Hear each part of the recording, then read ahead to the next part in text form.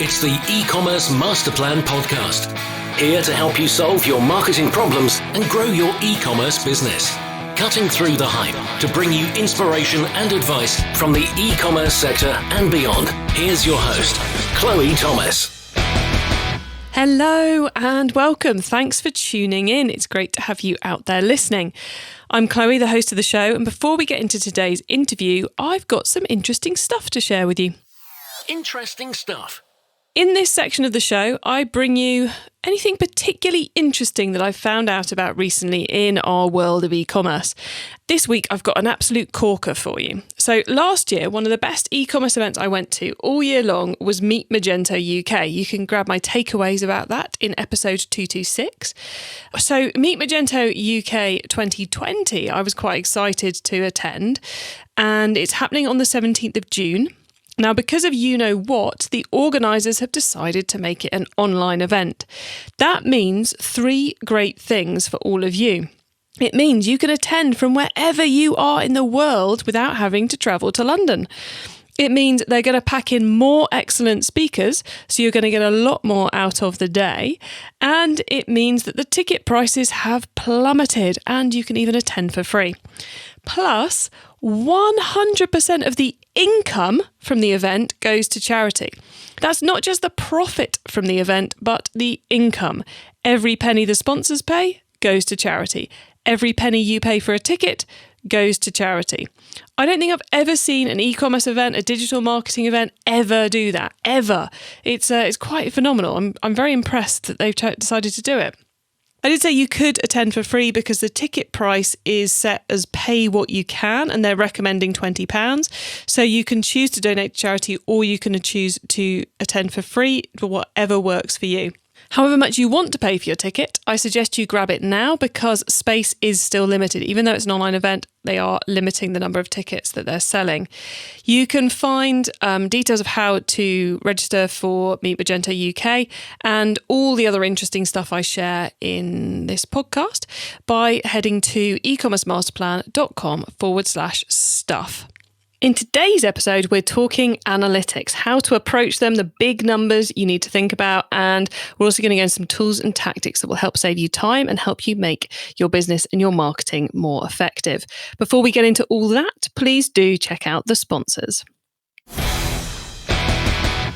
This podcast is brought to you by Klaviyo, the growth marketing platform used by more than 30,000 e-commerce brands globally. In uncertain times, supporting your community and fostering relationships by being open and empathic is a strategy that will be appreciated and remembered far beyond today.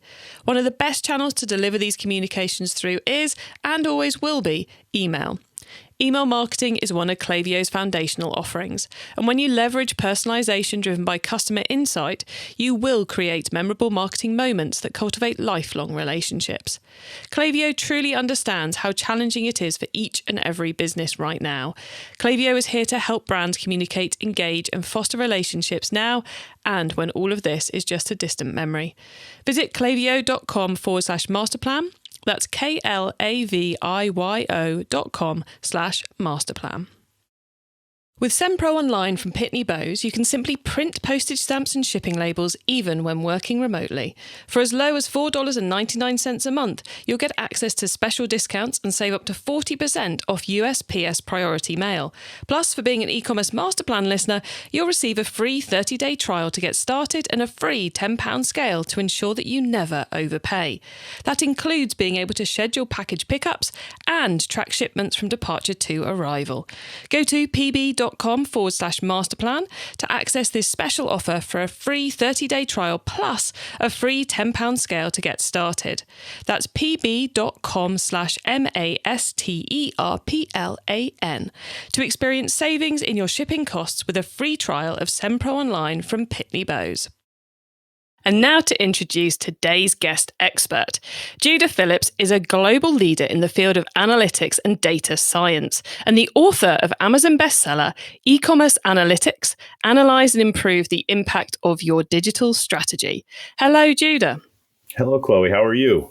I'm good, and I'm as the audience know, I do love a bit of e-commerce analytics chat, so I've been very much looking forward to chatting with you about all of this. But before we get deep into the data, what got you involved in e-commerce in the first place? It's a great question. I grew up exposed to offline retail, pre-internet days. So I always had that in my blood, if you will.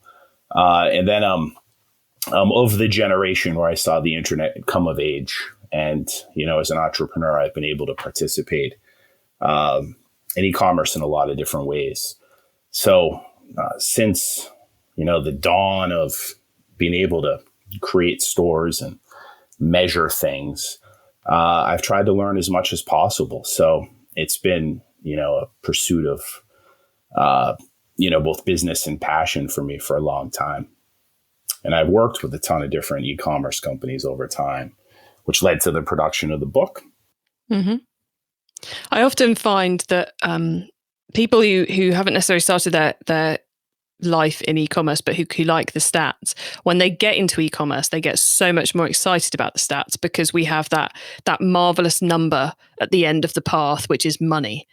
It's not just a lead that we're getting data on as a result. We're getting pounds, dollars, euros, whatever it may be, as well as the fact an order's been placed. Is that something which has led you in your lifetime of studying data and data science and analytics to want to focus more on e-commerce, or do you find that they're not quite so interesting conversions equally? And I'm weighting the question here horrendously. Do you find that adds a bit more to the analytics when you're looking at e-commerce rather than a different business model? Certainly. But, I think you brought up initially the ability to tie, behavior and experiences back to revenue, right? And from an analytics perspective, if you're working on a for-profit entity, that's key, right? That gets people to listen to you. And, that's ultimately what pays the bills and pays people and, keeps the business afloat. So, my background, graduate degrees in business and finance. So, I'm essentially a capitalist at heart. And, the whole idea of being able to transact, virtually from your home or, wherever you are these days, it was always very appealing. I know exactly what you mean. It is that it's such a fascinating area. Let's take a jump into some of the content in the book, though, because I know we've kind of got. I would take a rough guess that the listeners split into two groups: those who are data junkies who want every last bit, and we will go into some of the more complex stuff shortly. But we've also got those who grudgingly look at their Google Analytics account maybe once a month and mainly look at it and go, I don't know what I'm supposed to be looking at here, and then run scared from the avalanche of data you can get in there. So let's start with the kind of like the smaller guys. What are the core numbers we should be focusing on in e-commerce? Can we drill it down to like a core 5 or 6, or do we have to be able to embrace that wider field? It's a good question. So, just taking a step back and just to tell you a little bit about the book real quickly. Cool. And to answer that question, it's kind of both a happy and a sad situation, right? When you don't self-publish and you work with larger publishers, you're at the whim of decisions that are made outside of your control. So the book that I wrote and that got published was essentially a student's guide that was meant to, skill up mid-level managers and executives and even beginners on the concepts around doing e-commerce analytics, right? And it gets deep into a few things. But what it doesn't have a ton of are examples, right, of the types of analysis that are discussed. That was supposed to be in a teacher's edition that never got published, right? So when you're looking to consume the e-commerce analytics book that I wrote, if you're going at it from like a pure math, I want to learn exactly how to do this type of stuff, it's not something that I would recommend. Like, you can reach out to me and I'd be happy to share some other stuff related to how to do some of the analyses in the book. But it's more descriptive and more of a reference book that, covers a wide array of topics that are relevant to e-commerce. From some really detailed discussions about, data modeling, right? And how to think about it and understand it in the context of why it's important to, an e-commerce business. If you want to go that deep, all the way up to generalized discussions about, omni-channel and lifetime value and things like that. So knowing that, right, to answer your question, I do think you can boil it down to a few, measures.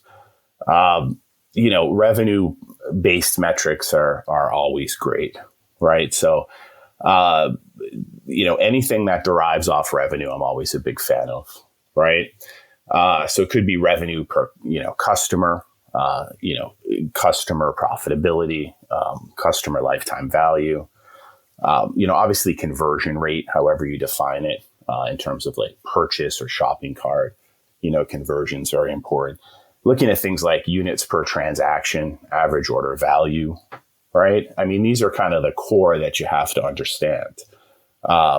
Your channel effectiveness too, paid media spend. If I had to boil it down to something that's a little bit more abstract and it's not going to be instantly available in Google Analytics is, something as simple as looking at what's the lifetime value of a customer and how much are you paying to acquire a customer, right? And you want to always have a suitable ratio for your business. But when you look deeper, what causes lifetime value and, cost of customer acquisition, it's generally coming from, marketing spend, right? So measuring those channels and then the effectiveness of moving from, say these acquisition channels through conversion, and then measuring, are they buying and, how much and, how often, and then what do they do after?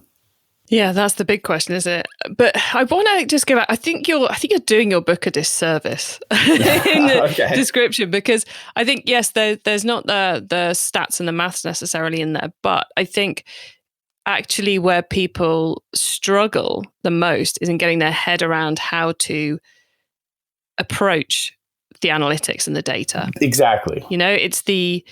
It's the what should I be looking at? Why should I be looking at this? What do I need to think about when I'm looking at this? Because numbers are meaningless unless we know how to read them. And I think actually that's the bit which more people struggle with, is how to read the numbers than actually, putting a formula together to give them something or looking at a particular column. Because, if you don't know why you need lifetime value or the different ways you could go about analyzing lifetime value, then it's actually, the numbers are meaningless, aren't they?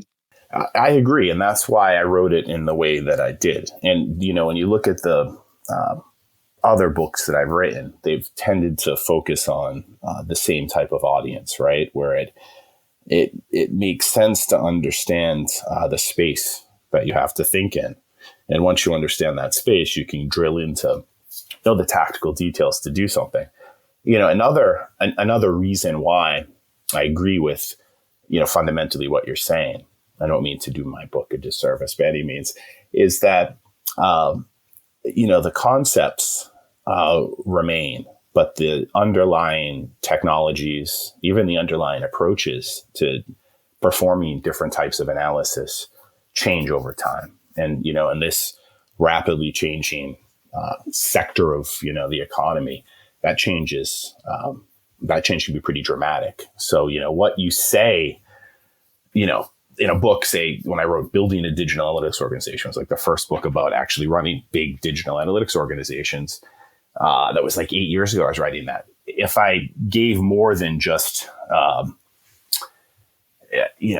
theory and the way it actually works and instruction, if I gave actual technical recommendations and ways to do things, it would be so dated and you would read it and, just kind of reject it. The companies have changed. The approaches have changed. So I agree. It's the exact same approach I take with my books is, anyone who's picking up e-commerce marketing expecting to find a click here, do this guide for how to send an email newsletter is going to be gravely disappointed.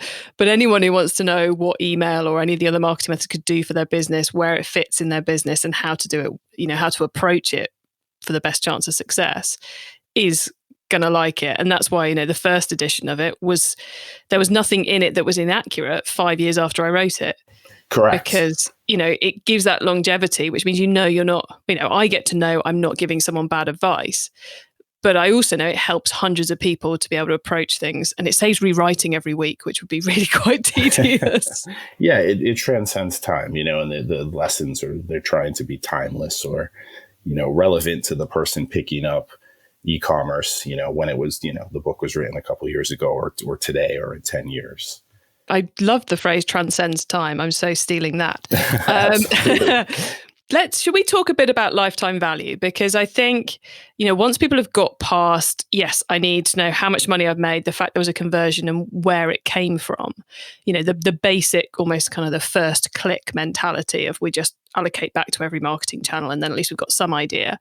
That step up to going towards the lifetime value piece is something I think people find very hard to get their heads around, not necessarily even to do the maths around. So for those who are trying to get to a customer lifetime value, have you got any kind of tips on how to make it easier to do?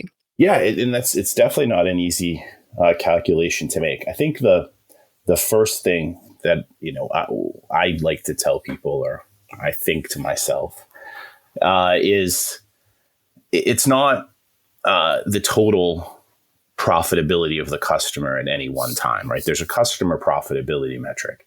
If we think of like the value, it's the customer lifetime value is more of a predicted value of a customer at any point in time, what it will be worth in their total lifetime. So, there's a predictive element to it. Because I suppose if you don't make it predictive, then it just evolves too much over time, doesn't it? If if you're a year into your business, then your lifetime value and you base it on what you know as a fact, then you're not really allowing for repeat purchase, are you? Which is the whole point of lifetime value, is being able to spend more on marketing because someone's going to buy multiple times from you in the future. Right. Lifetime value speaks to retention, right, and loyalty. And so, it's not as easy of a calculus to make. People can confuse adding up the total revenue of a customer and saying that's their lifetime value, right? That might be their total customer revenue or their customer profitability. Or that could be a proxy in the absence of being able to predict for lifetime value. But from a pure e-com perspective, at least in my opinion, right, it's a prediction. And how do you derive that? I think you have to look at the business cycle. Right? Like, what's the business cycle? So, that lifetime value is going to be, for a customer, is going to be different to a person, GE or, KitchenAid selling refrigerators online, right? Think of how often you replace your refrigerator versus Stitch Fix, right? Yes. So, what's a business cycle? I mean, so you have to make some assumptions, right, about your business. Like any good analyst, there's going to be some assumptions. It's not all going to derive from just, brute hard numbers. So what's that cycle? And, have you gone through that cycle? And, as a result, are you, to the point where, the person is at their lifetime with your product? Or, you might be able to predict that somebody, given they have a refrigerator for 10 or 15 years or 5 years, given their age, how often do they repurchase, right? You can start to derive by making assumptions about that purchasing life cycle. And if you have a lot of history, you can do predictive analytics on it, right? So fundamentally, predicting a single value, right, is regression. And there's lots of ways to do regression. So, it's mathematically possible. The question is, how do you derive it? And so what I was trying to give us there was some space to think about customer lifetime value as a prediction and how it relates to the life cycle. I think you're one of the first people I've heard say about it being a predictive value, and therefore you needing to make some, valid assumptions, or as, well thought through assumptions, I suppose, about what goes into it. But you mentioned a couple of other stats there around kind of total profit per customer and revenue per customer, which is the what's actually happened stats. And I think that's what a lot of people listening are using as a customer lifetime value at the moment. And I suppose there's a validity to doing that. It's better than not doing it. But if they really want to put the icing on the cake, they need to get into that predictive element. Would that be fair to say? I think that's fair to say. And there's nothing wrong inherently with looking at current revenue-based metrics. I mean, of course, one should do that, right? And, obviously that can also form a view on how much you should spend around customers, right? So taking them into account together, it's very helpful. Also understanding recency and frequency, right? In the context of what has somebody spent now versus what they might spend in their lifetime. Where do you start to remarket to them, recontact? I think it kind of speaks to what we've already said around needing to understand the numbers you're actually dealing with. Because it's certainly something I find an awful lot of the time with customer lifetime value is one business's customer lifetime value is not another's. And if you really want to make the right decisions, you need to understand how it's being calculated in the business you're working in, whether there's a predictive element or not, how the costs are being allocated and so forth. Because it's, whether your customer lifetime value is a profit of customer or a revenue per customer or a proper predictive lifetime value, they're complicated to work out, aren't they? So you've got to know what you're actually dealing with. Yeah, you do. And you have to ensure you have the right data collection and, the right governance in place, which I know these are like lofty terms for small business owners, right? But the idea of, are you collecting the data consistently and are you verifying that it's accurate over time? That's obviously necessary to calculate any of these things correctly, which it may be another reason why people fall back on easier to calculate metrics, right? I often find the ability to get the cost data element in can be something of a nightmare. When you're trying to pull in numbers from different budgets and allocate them correctly, with maybe you're doing postal mailings or you're doing Google ads or Facebook ads or email, retention fees or something. It's very hard to work out how to apply those correctly in the first place, and then to make sure that week in, week out, or month in, month out, or however you're doing it, someone's actually adding that data in, because it usually can't be automated, is a real challenge for many businesses. Yeah, I think we're also talking about how do you connect it all together, right? So, there are technologies, and I guess we'll talk about them in the tips section later, that you can use that can, help you bring together, the data related to your store with your paid media channels and your advertising and things like that.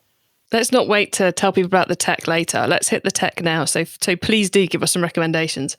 I should have all these vendors I'm about to name give me referral agreements, right? But, something that's very popular is Supermetrics, right? If you check out Supermetrics, they have, I think, 400,000 customers. And they allow you to bring your data in and out of the Google ecosystem, and connect it to a whole bunch of different marketing and advertising technologies. I'm also a fan of like funnel.io.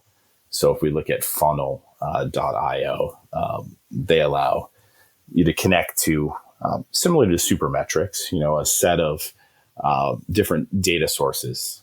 In this case, many more advertising, paid media sources, and then transform and bring that data together so you can look at it in one place. I think those are two, quite interesting capabilities, right? That are pretty much no code and, reasonably low technical hurdle, softwares to use. They're software as a service, right? Do you rate Google Data Studio? I'm always been a big fan of Google. When it's interesting, I want to say it was 98, I was working at a software company named Sovereign Hill Software, good old Western Massachusetts in the United States. And we were doing information retrieval. Nobody called it search back then. And we would index with this software, like Lotus Notes databases and file systems and PDFs and websites. And I remember the day that Google came out, all the engineers came running into the office that I was in and sort of said, you got to check this out. And I remember Google replaced a technology called Northern Light, which used to do this clustering, cluster your results into folders based on a topic. And you could find results that way. And then Google became so relevant. So I've been using Google, since, literally the day it came out. I've been a big fan. So, knowing that, Google Data Studio is free, right? And anything that's free is going to satisfy a level of use cases that a lot of people are going to have. But it doesn't do some stuff as easily as other data visualization, capabilities, right? That aren't free, or may have, some hidden costs once you get the free version. But anything that Google does to help make analytics easier and better, I'm a big fan of, right? Obviously, I could take the other side and, criticize it. But I don't know how helpful that would be, right? I think it's a pretty, awesome tool that people can use. And I've played around with it. And it's different horses for different courses, right? I may or may not recommend that in a reference architecture. But I have.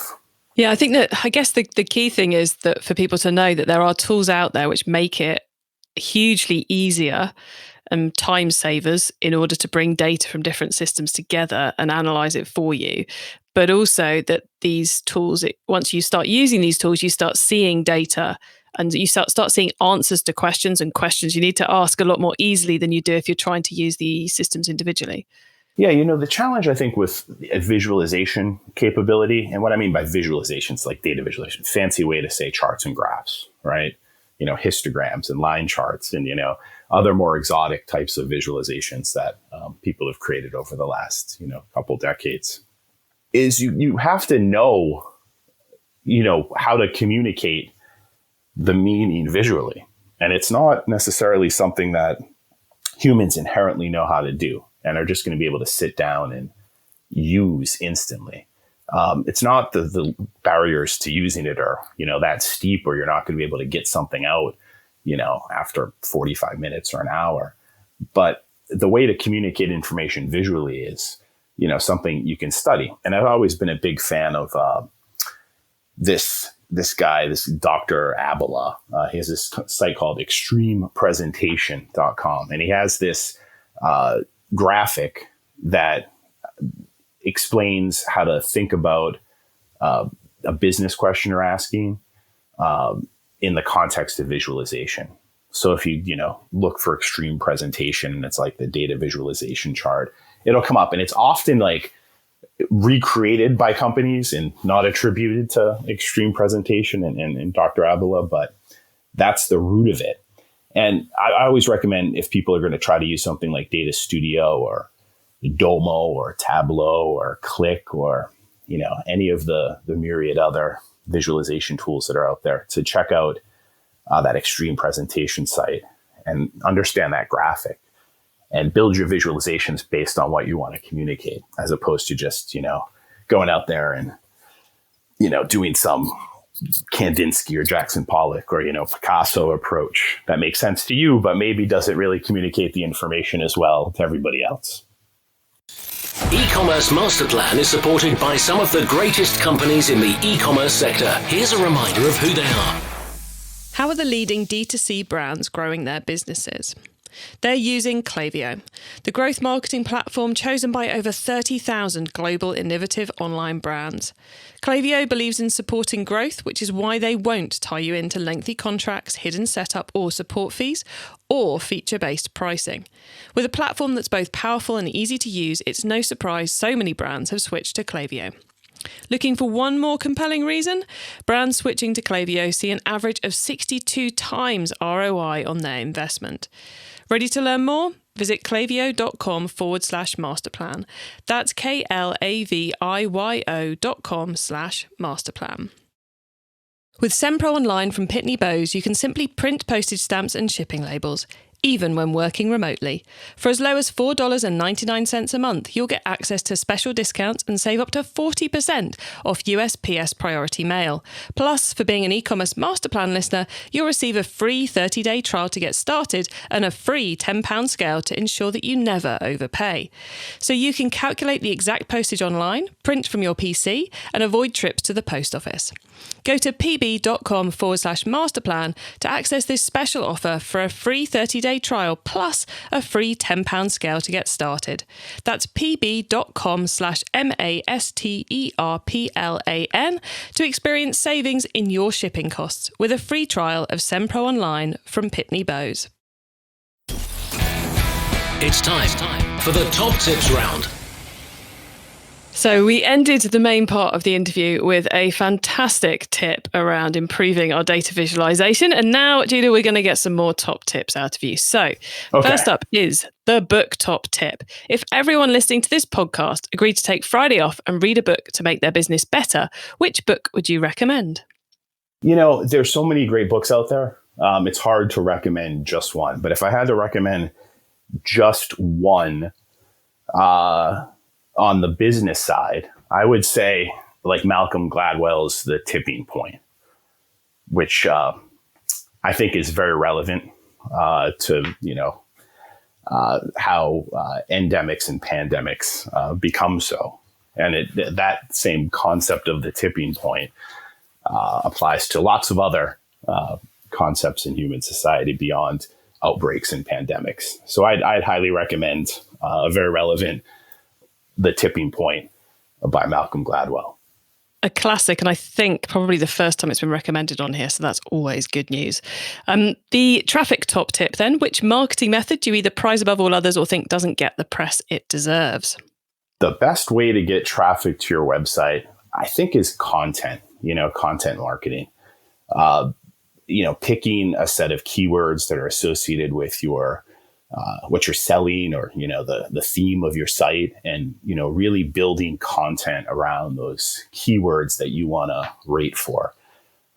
Whether, we like it or not, search dominates, right? All the analytics that I have seen for so long, point to, search, either organic search or paid search as being just a huge driver to websites. So, in order to rank without having to pay through the tooth, you've certainly got to do content marketing and build really relevant, rich, meaningful, helpful content around your products and your brand. And I think that shines above anything else. Okay, the tool top tip. Maybe a collaboration tool, a social media plugin, a phone app, or just a way of working. Is there a cool little tool you use that makes you and your team more efficient from day to day? I'd love to be able to say like Slack, but I've found myself like slow to adopt Slack. I know that's probably heresy to say, but I do use it. I just don't, use it as fervently as I've been led to believe others use it. However, I have folks on my team who love it and they use it with gusto. So I think Slack works for a lot of people. Maybe I'm old school, but I tend to like, text messaging. It's instant. People respond that way. But if I had to pick like a tool that I would use, day to day in business, I use LinkedIn a lot, just to keep up to date on what people are thinking and to connect with new people. So I'm a big fan of LinkedIn. I was the 668,000th user or something. I got some thank you for being an early adopter from like Reid Hoffman or something when they went public. So, big fan of social networking. But I'm also a big fan of just like calling people up, and trying to meet with people in person. I think that old school type of stuff goes a long way as well. Cool. Okay. The final one, the growth top tip. If you met someone today who's focused on growing their e-commerce business from 100 orders per month to 1,000, what would be your number one tip for them? I would want to say brand is important, right? So how do you grow your brand? And how do you get, that share of voice for that share of wallet to the customers you're targeting? at least, I've had some experience in like apparel and fashion e-commerce, and even in, like kind of electronics e-commerce. And the power of brand, is really strong. Even if the product itself isn't, the best, right? People inherit meaning, and they associate, meaning through brands. So I think building brands is important, right? And one of the ways that I see, fashion and apparel, e-commerce entrepreneurs being very successful is through social. And, maybe not everybody's cut to, be a social maven and succeed through social, but it's if you're not, it's an important piece to figure out when you're trying to build a brand. Excellent. Well, Judah, before we say goodbye, could you let the listeners know where they can find you, your books, your business, etc., across the web and social media, please? Yeah. So you can, follow or link in with me on LinkedIn. So I'm pretty easy to find, Judah Phillips. I don't tweet that much, but I am on Twitter at Judah, which, I've had for a very long time, as you imagine, to get that handle. You can email me, right? It's my first and last name at Gmail. So that's like the easiest way to reach me. Or if you're inclined to learn more about machine learning and data science, you can reach out to me at Squark, Judah, at squarkai.com. Or otherwise, just shout me down at an event you see me at, or find another way. And I'm very happy to talk to anybody and mention that you heard me on your podcast. That would be really fun to meet a listener. Cool. That would be really fun. So, Judah, thank you so much for being on the podcast today. It's been great chatting with you about analytics and talking about how some of the better ways to approach it all. And you've given us lots of great tooltip ideas as well. So thank you so much. Well, thanks, Chloe. It was awesome to be on. Have a great day.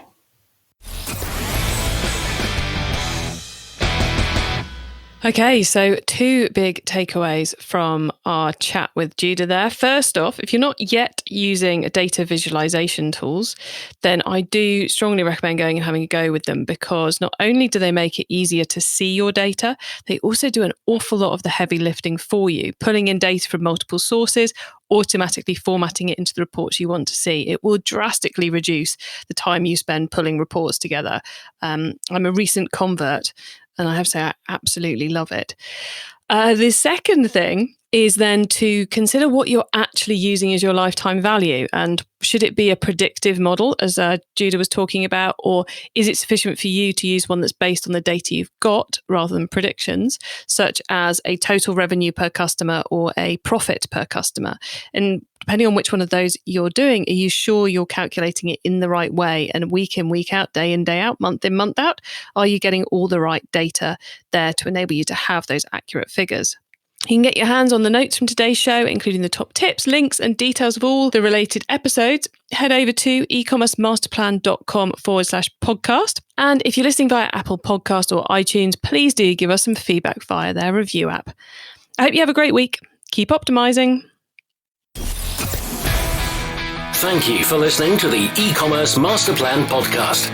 Find out more at ecommercemasterplan.com/podcast.